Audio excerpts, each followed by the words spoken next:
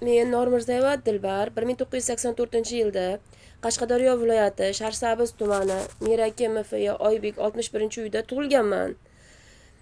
Hurmatli prezident, sizga qisqacha murojaatim bor. Murojaatimning mazmuni 2025-yil 2-iyun kuni kechki soat 22:00 da Qashqadaryo viloyati Sharsabz tumani Ichki ishlar xodimlari Jo'rayev Alisher, Razzoqov Obid, Jo'rayev Bahodirlar tashkilotchiligida 20 nafar ichki ishlar xodimlari oldindan til biriktirilgan holda murojaatchi akam, xuddi men yashaydigan manzilda yashaydigan akamni Normirzayev Odilni hech qanday sud qarorisiz 2-iyungacha biror marta sog'lig'idan shikoyat qilmagan, uchatda turmagan sog'lom akamni yashash manziliga borishib, Jo'rayev Bahodir akamni qo'l telefoniga telefon qilib, chiqing aka, murojaatingiz yuzasidan tushuntirish xati yozib bering deb aldab, akam chaqirib, akamni darvozadan chiqishi bilanoq qo'liga kishan taqib, zo'ravonlik bilan kuch ishlatishib, og'zini qo'llari bilan berkitib, ovozini chiqartirmasdan,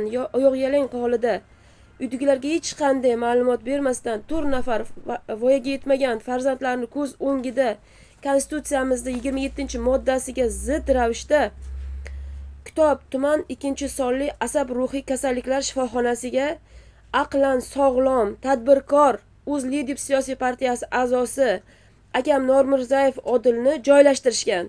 Hurmatli prezident, sizdan yuqorida ko'rsatib o'tilgan Sharsabz tuman ichki ishlar xodimlarini jinoiy xatti-harakatlariga qonuniy chora ko'rishingizni hamda akam sog'lom akam Normirzayev Odilni ruhiy kasalliklar shifoxonasidan chiqarishda amaliy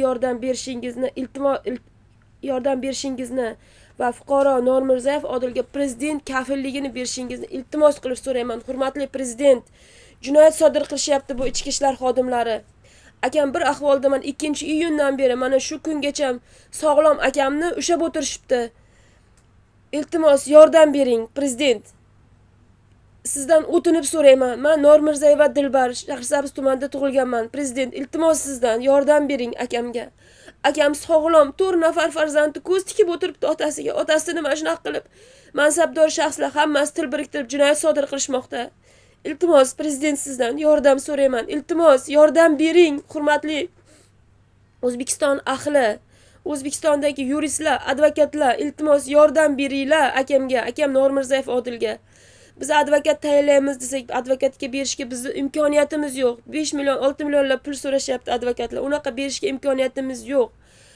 Iltimos yordam beringlar, shunchaki ko'z yummanglar. Sog'lom bir O'zLidep siyosiy partiyasi a'zosi murojaatchi sog'lom akamni jinni qilishmoqchi ular hammasi til biriktirib. Haqiqatdan ham sog'lom.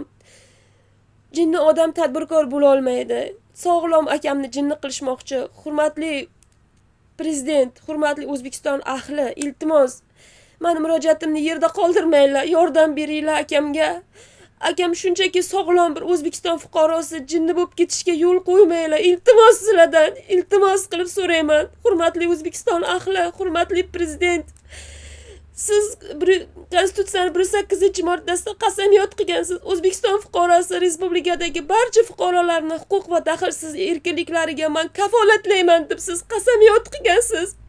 Hurmatli prezident, yordam bering. Akamni erkinliklarini bular Konstitutsiyaga zid ravishda bular taqiqlab qo'yyapti. Konstitutsiyaning 27-moddasiga zid ravishda uyidan soat 22:00 da 2-iyun kuni uyidan o'g'irlab olib ketishyapti bular. Qaysi bir modda qonunlarida yozilgan O'zbekiston Respublikasiga zid ravishda olib ketyapti. Hurmatli prezident, yordam bering. Men sizdan o'tinib so'rayman.